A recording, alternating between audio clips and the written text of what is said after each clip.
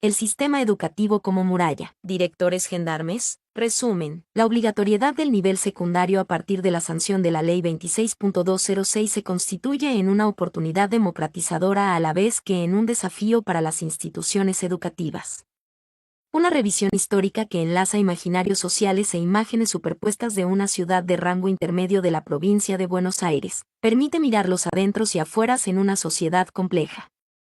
Así, SEADE invierte en políticas estatales que profundizan la segregación y el giro autoritario a partir de diferentes aparatos del Estado, entre ellos, la escuela. Introducción. La obligatoriedad y masividad del nivel secundario se instituyó en la Argentina en el año 2006. 1. Es sabido que la escuela secundaria se constituye en un dispositivo en el que se localiza simultáneamente el mandato de inclusión prescripto desde el nivel central del sistema educativo a la vez que opera como clasificación social. 2. Aquí se propone analizar algunos aspectos identifica y en dos escuelas secundarias de la localidad de Olavarría, 3, provincia de Buenos Aires, seleccionadas a los fines de esta presentación. Se privilegian las articulaciones que se dan entre las historias fundacionales, los mandatos, y los imaginarios sociales. Las imágenes de ciudades superpuestas, Gravano, 2005, como hipótesis. 4. Permite identificar enlaces entre los procesos socio-históricos de estas gestaciones y el presente. Asimismo, se propone identificar algunos conectores que ligan algunas políticas educativas con las políticas de seguridad de la provincia de Buenos Aires en los ámbitos de la policía y penitenciaría, ya que se advierten como parte de un mismo dispositivo social de control propio del formato asumido por el Estado provincial. La conformación y sostén de un modelo y tipo de gubernamentalidad. 5. Foucault. 1978, demanda aceptaciones y sometimientos. Las líneas de conducción del gobierno provincial se advierte en prácticas específicas. En algunas escuelas secundarias se observa la designación de directores provenientes del área de la educación física que estarían en consonancia con la construcción social y sostén de fronteras, límites imaginarios que clasifican y seleccionan a la población. Esto se asocia a los imaginarios y las imágenes residuales de ciudades superpuestas. Olavarría, como tantas otras, surge como fortín en la conquista del desierto. Esta es una paradoja que se sostiene y se dirime aún hoy. Las escuelas de borde se constituyen en puestos de avanzada sobre el desierto, que como entonces niegan la existencia de sujetos portadores de culturas, historias, intereses, necesidades propias. La tarea de quienes se constituyen en responsables de la conducción podría aproximarse entonces al papel que los gendarmes. 6. Supieron tener en la línea de frontera que se iba trazando en la lucha con los habitantes originarios del territorio de la provincia y del país en su conjunto. Se acude en este trabajo a documentación de archivo, registros de observación y entrevistas en campo de los últimos años y especialmente del año 2012. La perspectiva metodológica privilegia la voz y los sentidos asignados por los actores, por lo que centralmente es de corte cualitativa, sostenida por enfoques socioantropológicos y de análisis institucional. La gendarmería volante se retira. Un predio para la Escuela de Lechería. Una escuela centenaria en la ciudad es la Escuela de Agricultura número 1. Su historia permite recuperar los sentidos asignados, los mandatos que recibió componiendo el trazado de espacios, destinatarios y destinos de la educación secundaria y su articulación con la vida política, económica y cultural de la ciudad. La escuela nace en 1911, 7, como escuela práctica de lechería y recién en 1970 se convertiría en escuela de nivel secundario, otorgando el título de agrónomo nacional. Se la ubica en el edificio de lo que fuera un regimiento de frontera, la Gendarmería Volante. 8. En un predio muy alejado de lo que en ese entonces era la planta urbana. Aún es hoy un predio muy alejado de la ciudad, en zona de quintas de fin de semana. Las señales de identidad que se pueden reconstruir a partir de ubicar en ese lugar un cuartel de gendarmería dan cuenta de una frontera que se expande y gana terreno al indio, que consolida a la ciudad como tal, en la que se promueve la enseñanza de la explotación de la tierra y el ganado desde una formación técnica. Los promotores de esta fundación son los ciudadanos ilustres, las fuerzas económicas propietarios del capital, fábricas, bancos, 9, y miembros de sociedades económicas, que conforman el movimiento cívico que desarrolla el comercio, la industria, la explotación del campo y la cultura local. Son los mismos actores que intervienen conformando las instituciones de la naciente ciudad. En este proceso la educación tiene un papel preponderante. Los inicios del Colegio Nacional número 2 El Fortín de las Puntas del Tapalquén. Otra escuela seleccionada en este rápido recorrido permite dar cuenta de fundaciones y visiones de ciudad. Es la del segundo Colegio Nacional de la localidad. Los siguientes son fragmentos de una entrevista a la directora, 10, que asume en términos de Fernández 1999 la gesta fundacional. Hubo gente dentro y fuera del barrio que pensaron que ahí hacía falta un colegio nacional porque hacía más de 35 años que no se fundaba ninguno y aquel era un barrio como de 40.000 personas o más. Se estaban construyendo barrios y todo del otro lado de la vía. En todos los pueblos, toda la vida estuvo del otro lado de la vía, que era una cosa medio intocable para la gente del centro. La gente del centro se quedaba en el centro. Bueno, entonces cuando se creó esto, que era una idea, era lo que ahora se puede llamar como ciencia ficción, porque no había lugar, no se sabía dónde iba a estar, no se sabía nada. Se consiguió un chalet que tenía 2 habitaciones y una galería y eso fue el comienzo de todo. LG Primera Directora. Se refiere al barrio El Fortín, conocido o mencionado en esa clave, detrás de las vías, divisoria del casco urbano. Este límite natural señala aspectos conducentes a comprender cómo son o se imaginan las cosas respecto de los de ese lado. Queda claro que en esta trama la educación es el foco en el que se anclaran los análisis. Se relevan desde la voz de la directora aspectos de esta gesta fundacional. Tengo muchísimas anécdotas acerca de ese detrás de las vías. Una vez fui a pedir dinero a una persona importante y me dijo, ¿qué les vas a dar? ¿Para qué te voy a dar plata para esos negros que viven atrás de la vía? Son todos peronistas, me dijo. Comunicación personal, LG Primera Directora. Así, la construcción de unos y otros, la estigmatización social sobre sectores de la comunidad construyen cercos imaginarios, en los que las vías se convierten en el referente material de la divisoria entre civilización y barbarie, si se quiere pensar en términos ilustrados y fundantes del sistema educativo. Tamarit, 1993. Pensar en la creación de un colegio nacional, localizado en esa zona de la ciudad, daba cuenta de un acontecimiento impensado, especialmente cuando se identifican quiénes serían los destinatarios de esa escuela, que tendría en principio una distinción respecto de las creaciones más recientes, desde la órbita provincial. Era un colegio nacional y como tal se presuponía de mayor nivel. Así la por entonces directora de Educación de la Municipalidad, 11, que tuvo un protagonismo político importante en la concreción de la creación, expresaba en una entrevista. Vi en ese entonces que las escuelas secundarias de provincia tenían un nivel que no tenía nada que ver con las escuelas secundarias digamos públicas como la normal, el comercial, el nacional, por su trayectoria y demás, y eran tomadas como las escuelas pobres del sistema, Comunicación Personal AT. Mayo de 2011. Con esta intención, pero en esa zona estigmatizada de la ciudad, se instalaba este colegio, destinado a seguir la tradición y la distinción de ser nacional en un barrio estigmatizado, detrás de las vías y peronista. Respecto de la imposición del nombre, relata la primera directora. 2 nombres surgieron de reuniones entre padres, profesores, alumnos y vecinos, Manuel Belgrano y Fortín de las Puntas del Tapalquén. El primer fortín que se hizo acá se llamaba el Fortín de las Puntas del Tapalquén. En una reunión a la que asistió todo el barrio para votar, fueron 98 votos para el Fortín, 58 para el Belgrano y 4 votos impugnados. El 25 de noviembre, día en que se festeja la fundación de Olavarría, se impuso el nombre que aunque largo refleja la fundamentación. El Fortín era el lugar al cual iba la tropa y los colonos a buscar refugio, el lugar donde primaba la cultura en contraposición con la dureza del desierto. El colegio fue en ese momento el lugar de cultura en el barrio que detrás de las vías clamaba por él. LG Primera Directora. El Nacional número 2 se constituía así en un ámbito civilizatorio, de avanzada como lo fue el Fortín respecto de la conquista y exterminio de los pueblos originarios. Avanzada que se presenta en el relato oficial como desierto. Muchos militares que en esos tiempos buscaron respetar y acordar con los pueblos dueños de las tierras fueron desacreditados, perdieron rangos y espacios. Esta directora, quien fue capaz de movilizar y trabajar con la comunidad, de igual a igual, más allá de este imaginario residual ilustrado muy pregnante, corrió igual suerte. Desgastada por la falta de respuestas oficiales y la imposición de arbitrariedades, a la par que se pone en vigencia la ley de transferencias de escuelas, desemboca en una licencia y posterior retiro de la docencia. La gesta se logra y en este mandato, 12, se develan sentidos encontrados y contradictorios. Escuela de excelencia para la barbarie. Civilizar y conquistar desde el puesto de frontera al bárbaro. Desde el otro lado de la ciudad las voces de los vecinos decían eso no va a durar, y mira, Ya pasaron más de 20 años. Sonrisa, comenta la primer secretaria de la escuela. 13.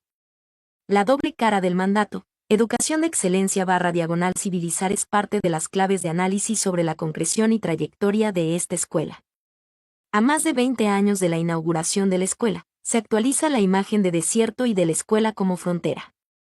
Dice una profesora de la escuela media 7, 14. A veces digo, no sé si me está gustando tanto vivir en Olavarría porque uno por ahí quiere estar desconectado de ciertas cosas. En estos 3 años he escuchado de mis alumnos cosas y que no es que yo viva en una burbuja, pero cosas que tienen que ver con que Olavarría creció un montón como ciudad. Escuchar y los contando de las veces que han estado en la comisaría. Yo vivo a 4 cuadras de la comisaría segunda y pasaba a 4 cuadras de mi casa, y contaban cuando te ponen contra él. Paredón del Club El Fortín, claro, en algún punto lo entendés, que nada los motive y descrean de todo, porque viven realidades totalmente distintas a la tuya, que le vas a decir, que leer un texto les va a cambiar la vida. De última uno no pierde la esperanza y trata de hacer lo posible, pero, yo creo que eso es la docencia, es tratar de pararte ahí, aunque nadie tenga ganas de escucharte, pero por ahí por hacerlo conscientemente y con compromiso y no olvidar que es, tan enfrente, por ahí uno te va a escuchar. Comunicación personal. AR marzo de 2008, 15. Permítase a esta altura acudir a una cita extensa pero central por su aporte para el análisis que se está pretendiendo hacer en este trabajo. Fernández, 1999. 5. Al abordar la relevancia de la gesta fundacional y la historia de las instituciones educativas nos advierte y señala el modo en que esta contradicción fundante se actualiza y mantiene viva una paradoja. La creación de una escuela es símbolo de potencia y progreso y este significado se enraiza en las tradiciones que tienen su origen en las ideas libertarias del movimiento de emancipación. En el proyecto de los fundadores de la nacionalidad, la escuela aparecía como una avanzada heroica. Estaba ligada y se hacía sobre los jirones de una lucha cruenta de liberación respecto de una metrópoli colonial en el nombre de quien valga la paradoja y se había iniciado la guerra. En el siglo pasado la fundación de escuelas se enlazó a la utopía de un destino nacional de grandeza y al desafío de lograr que un cúmulo de nacionalidades se amalgamara en una identidad única. Se hablaba ya de la madre patria y con sus hijos, todos los inmigrantes, avanzaba la escuela sobre los restos de las culturas nativas. Las mismas a las que deberíamos en buena parte la conformación de los ejércitos de la emancipación. Y vale de nuevo la paradoja. El avance de la escuela se hizo sobre la negación de estos desgarramientos. Existió una historia oficial que permitió justificar hechos y aliviar culpas, pero no pudo evitar el sobreesfuerzo de crecer soportando en su mismo interior una profunda contradicción. Pueden reconocerse así, en el plano de lo local, elementos que entraman con los debates y decisiones que se están llevando a cabo en otros ámbitos. 16. Souto, 2000, y que pueden identificarse, analizarse y comprenderse en la medida en que se advierta que trascienden lo local enlazándose justamente en los diferentes ámbitos más distantes y ajenos y que dan sentido a los procesos sociales. Elías, 1999, 94, expresa esta relación como un proceso de entramado que va conformando la vida social. Está claro lo que se quiere decir cuando se refiere a esta relación como un proceso de entramado. Solo es posible entender y explicar la sucesión de los actos de ambas partes en su mutua interdependencia. Si se considerase la sucesión de los actos de cada parte en sí misma, aparecería como carente de sentido. Este proceso de entramado da cuenta de relaciones, de configuraciones de interdependencia, de la relativa opacidad del juego en que se practican sus jugadas, y de la posibilidad de reducir esa ignorancia mediante la investigación sistemática. Elías y Bidem, 102. Así, la articulación entre lo que se mira y analiza en las instituciones particulares y la lectura social de la ciudad en un periodo sociohistórico específico se entraman con la lectura social más amplia. Poner la mirada en lo local nos permite advertir cómo se construyen y sostienen imágenes urbanas compartidas, superpuestas, memorias activas de los diferentes proyectos y materializaciones de ciudad que de algún modo advierten las dinámicas, los lugares sociales asignados / asumidos, los prejuicios y estigmatizaciones que constituyen el cotidiano de los habitantes, vivido y actuado la mayor parte de las veces de modo natural. Así, las sucesivas imágenes de ciudades que son parte de la lectura de imaginarios de la ciudad de Olavarría caracterizadas por Gravano 2005 que se van superponiendo son, asterisco de frontera, una imagen vigorosa mediante la que se construye la identidad de la ciudad posterior y que se refleja en el imaginario tanto erudito local como oficial, su carácter épico fronterizo, de los blancos contra los indios. Gravano, 2005, 37. El resaltado es nuestro asterisco de tribalismos blancos, una imagen de ciudad europea y caucasoide, una de cuyas variantes sería la ciudad gringa, italiana, representación de crisol de razas. Traducido a la imagen de crisol social, lo que se busca es la esterilización del conflicto, tras el mito de la integración. Gravano, 2005. 40/43, asterisco del cemento. Se corresponde con el proceso de industrialización y modernización de la ciudad de Olavarría, 1920/1940, en el contexto nacional y con la profundización de la idea de punta de lanza civilizatoria, que es la forma que adquiere el desarrollo capitalista en un momento de afianzamiento expansivo del asentamiento urbano. Consolidaba ya la situación de las tribus blancas dentro de la frontera. Gravano, 2005. 45. Asterisco del trabajo, identidad definida, mitologizada en su imaginario social durante una época expansiva del capital y del modelo socioeconómico desarrollista. Gravano, 2005. 19. Finalmente el autor nomina la última imagen como asterisco del extrabajo, a modo de interrogante, ya que en el momento de la investigación se está viviendo la profunda crisis económica de alto impacto social y cultural en la que se está redefiniendo el imaginario social local. En un trabajo anterior de la autora, Aurora, 2009, 72, se deja planteada la hipótesis de que la crisis del imaginario local construido como emblema de cuidad del trabajo, deja como interrogante abierto si no estará mutando, deslizándose Olavarría hacia la ciudad de la seguridad/inseguridad, a partir de la identificación de diferentes ofertas formativas, penitenciaria, policía, y su vinculación con el avance creciente de la industria de la seguridad, como lo presenta Bacquant 2008. Vinculada a puestos de trabajo en relación al Estado, que sostienen un modelo de empleo residual y un imaginario vinculado a la continuidad de un modelo de Estado social. Estas sucesivas imágenes de ciudades superpuestas se entraman con la conformación y las tensiones que se reconocen en el nivel educativo secundario de la ciudad. Se pretende, por tanto, construir puntos de articulación entre las posiciones y toma de decisiones de los actores locales con las tramas provincial, nacional e internacional que se estaban viviendo en los diferentes periodos. Las tensiones, las tomas de posición, las elecciones se juegan y dirimen dando cuenta de las fuerzas de juego. 17. Elías, 1999, 88. A modo de síntesis de lo hasta aquí planteado, podría decirse que relevar los antecedentes de la Escuela de Agricultura número 1 permite ver cómo se avanza en el terreno ganado al indio y se da el pasaje de ciudad de frontera a ciudad blanca.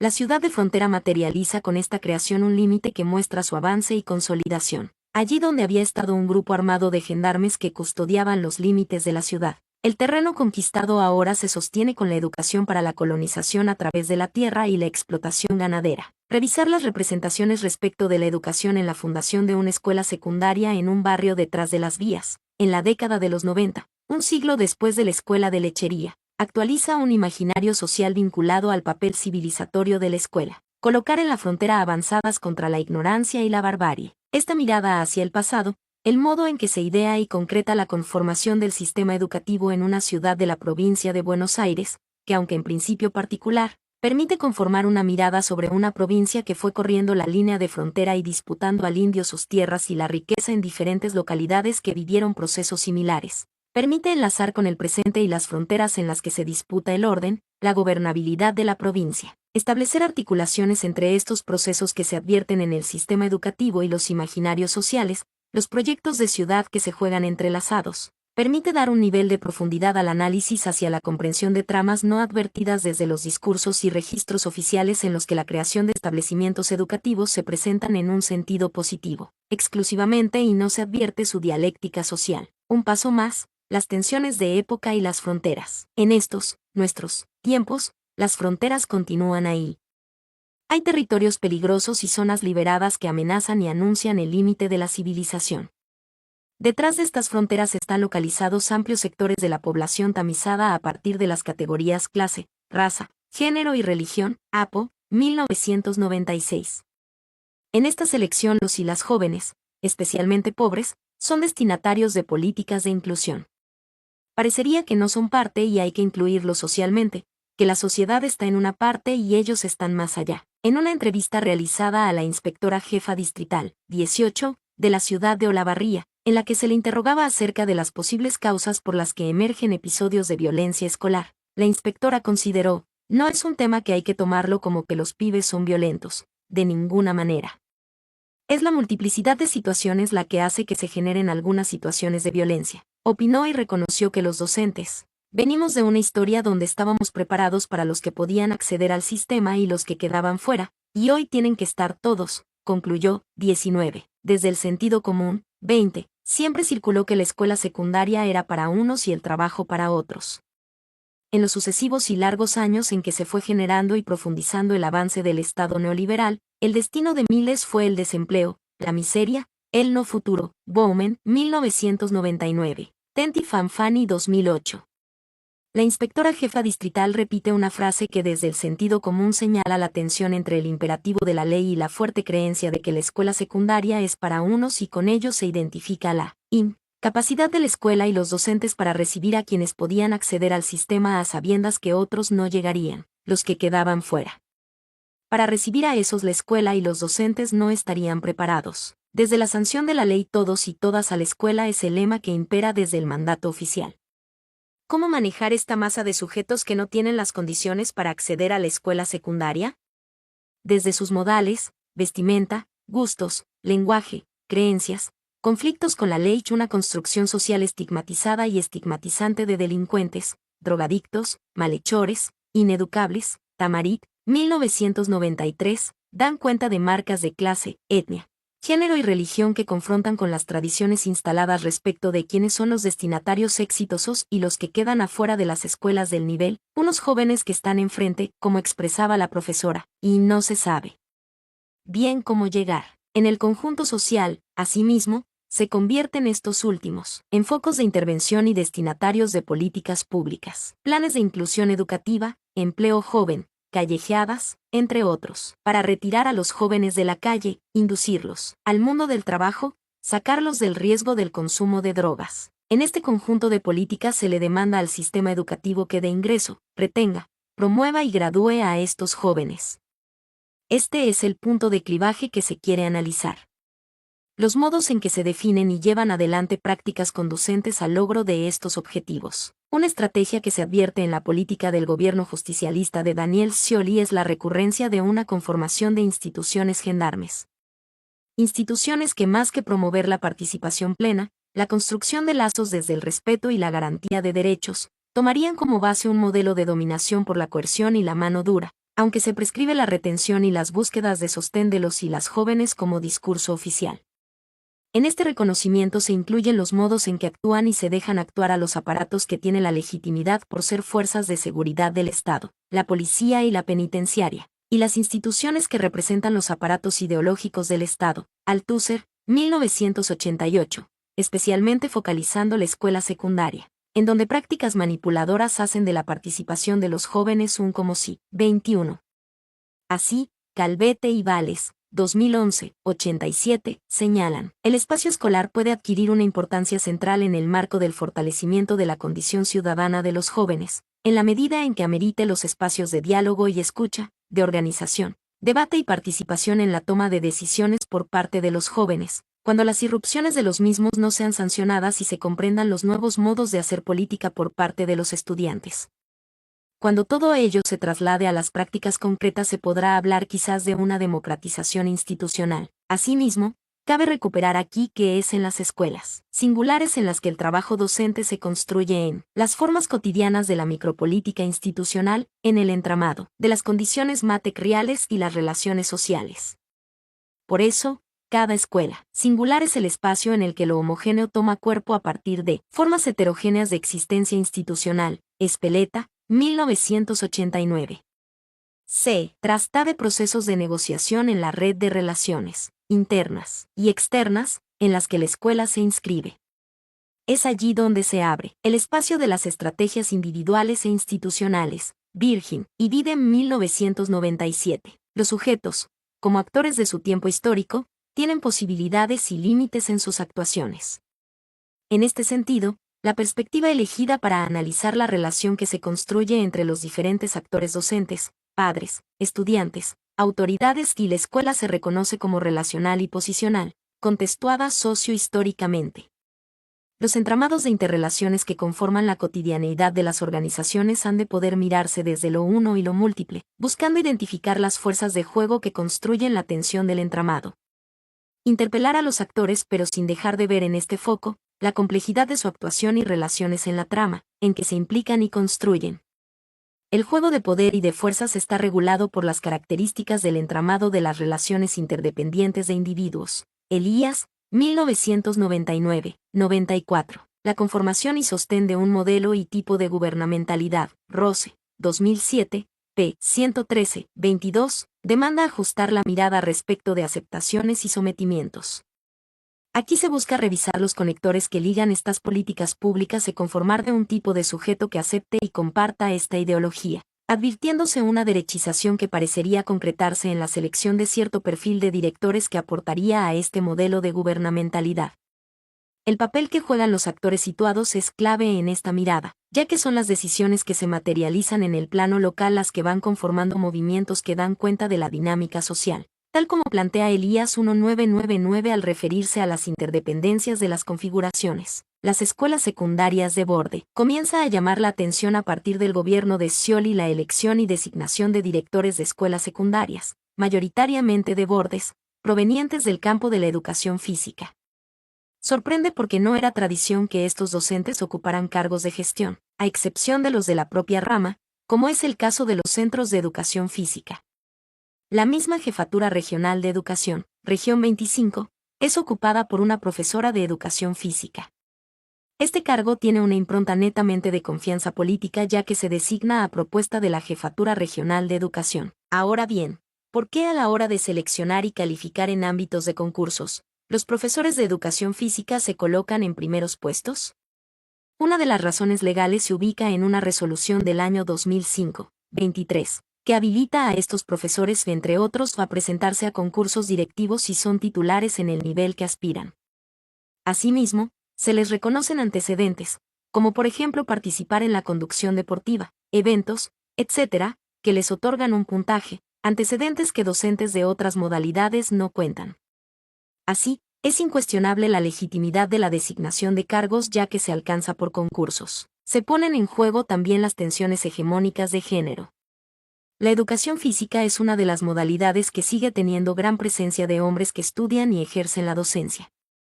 Es sabido que la docencia es una carrera que se ha ido convirtiendo en un campo laboral de mujeres, la construcción de la feminilidad asociada a la enseñanza como una ocupación de mujeres, tal como plantea Morgade 1992, y las similitudes con el magisterio para el profesorado a partir de la masividad del nivel, Virgin, 1997, 24.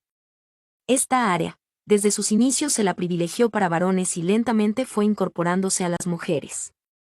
Por otro lado, puede reconocerse que los cargos de gestión y la carrera por el escalafón es más rápida y probable a ser conquistada por hombres. A pesar de ser muy inferior en número los docentes varones, son muchos los que ocupan cargos directivos y de inspectores, así como cargos políticos en la gestión del sistema educativo provincial. Este último aspecto se está modificando en los últimos años. Por otro lado, y esta arista se considera relevante aquí, se advierte desde la historia de la educación física en la Argentina, que la incorporación de la disciplina a la escolaridad primaria tuvo fuertes raíces militaristas que buscaban la formación de los niños fortaleciendo la masculinidad, especialmente a través de la disciplina militar. En la perspectiva sostenidas por el Dr. Honorio Leguizamón y el Dr. Porteo a finales del siglo XIX, Eisenstein y Skaragrodsky, 2006. Otra vertiente fue la higienista que asocia la práctica deportiva a la salud, destacándose la producción del Dr. Enrique Romero Brest a inicios del SXX, Agüero, Iglesias, del Valle Millanino, 2009. Así, pueden advertirse en la historia de la enseñanza y el currículum de la disciplina en Argentina diferentes vertientes. 25. En estas tensiones la educación física se incorpora y va transformándose curricularmente, pero la impronta de moldeamiento del cuerpo, la disciplina, la masculinidad y el nacionalismo están vigentes. Obsesión por el disciplinamiento, obsesión por cierto tipo de virilidad y obsesión por determinada manera de ser patriota. Eisenstein y Skaragrodsky, et al 2006, p. 117. Revisando las marcas de la disciplina en vinculación con el gobierno de la población. Caruso y Dussel, 1999. Pueden identificarse en la historia de la educación física de la provincia de Buenos Aires, raíces militaristas y fascistas. en la década de 1930 se llevan adelante una serie de reformas muy importantes en la provincia de Buenos Aires. No obstante, merece recordar que este periodo es conocido como la década infame, 1930 a 1943, y del fraude patriótico. La creación de la Dirección de Educación Física se produce en el año 1936 durante el gobierno del Dr. Manuel Fresco y su ministro de Educación Dr. Roberto Noble, época en la que se debate y busca en el ámbito pedagógico quitar de escena los avances de la escuela nueva, y el normalismo recupera terreno. Carli, 2003.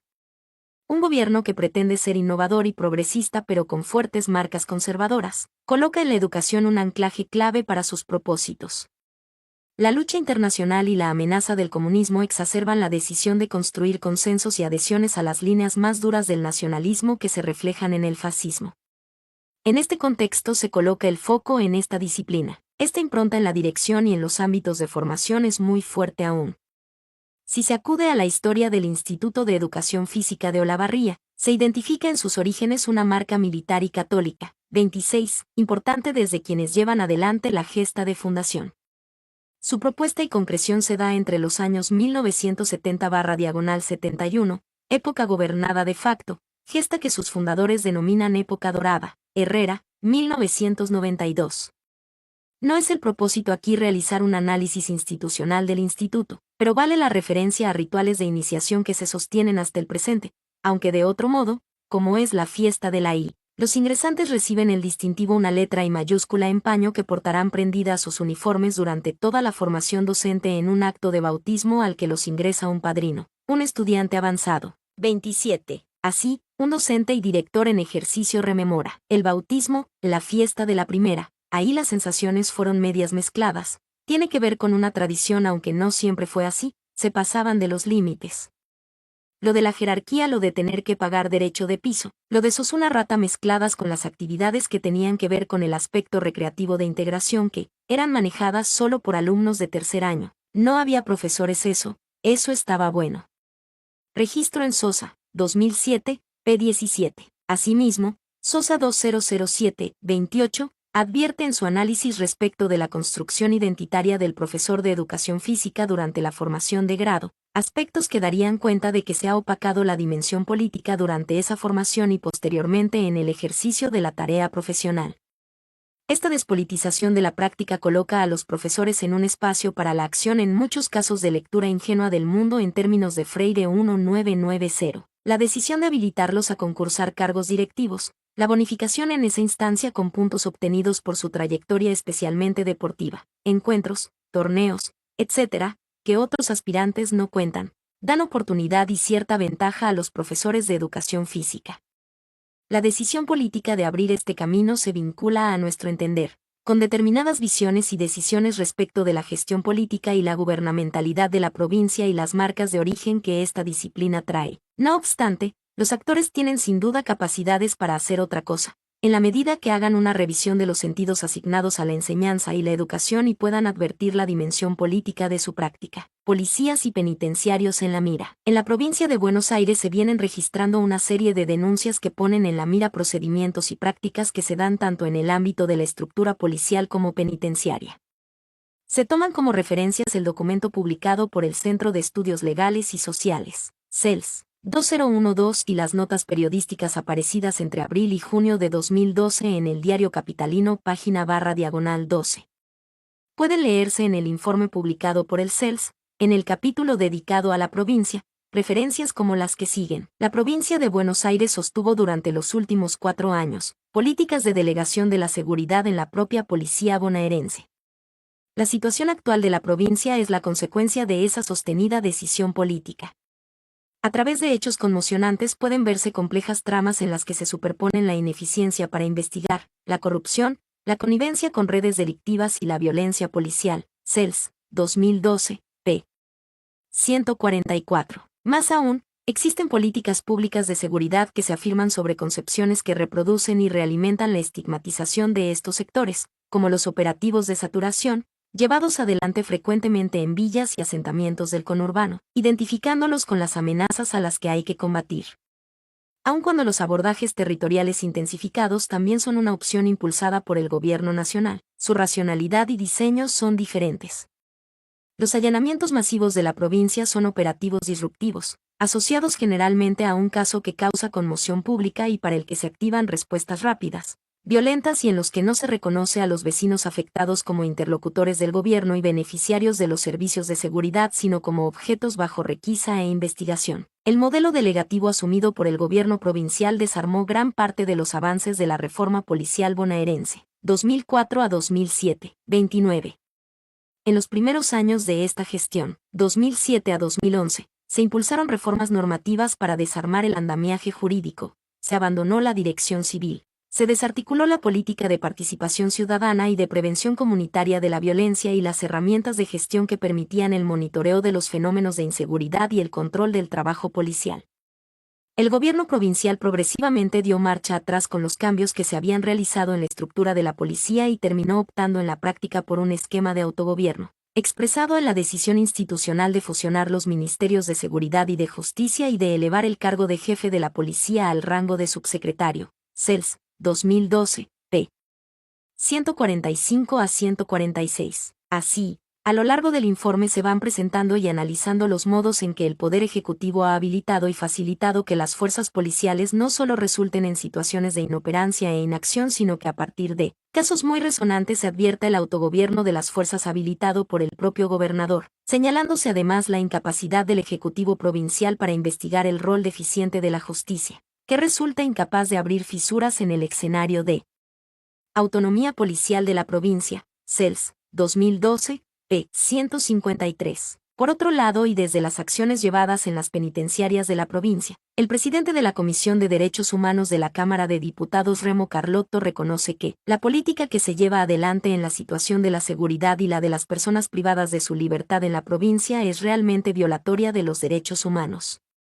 Ha quedado muy claro en la visita que realizó el vicegobernador, Gabriel Mariotto, junto a organismos de DDHH a unidades carcelarias, donde las condiciones de detención son degradantes. 30. En las cárceles se denuncia no solo falta de alimentos, salud, condiciones inhumanas de los edificios e instalaciones, presencia de roedores, cucarachas, falta de agua, sino que ese escenario se ve agravado por las torturas y asesinatos de manos de penitenciarios o bien encargos de asesinato de presos sobre presos.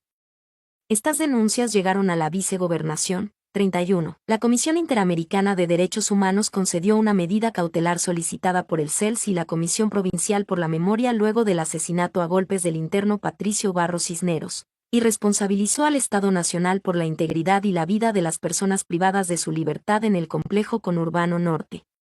Los homicidios en unidades penitenciarias provinciales aumentaron casi un 20% durante el último año. Estas muertes vienen acompañadas por una persistente situación de hacinamiento, torturas, malos tratos y privaciones estructurales de derechos. La violencia extrema en los lugares de encierro se explica, en general, por lo que hace o deja de hacer el SPV, que aparece como intocable.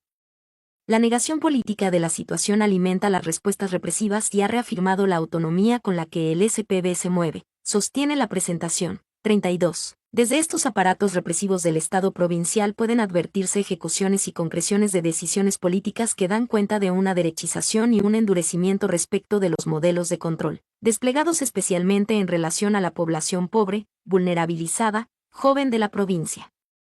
Es así al punto que el exministro de Seguridad bonaerense y actual asesor de Nilda Garré, León Arslanian, denunció que en la provincia de Buenos Aires hay niños fuera de todo control social y mano de obra sumamente barata que están haciendo de choferes para los robos de vehículos.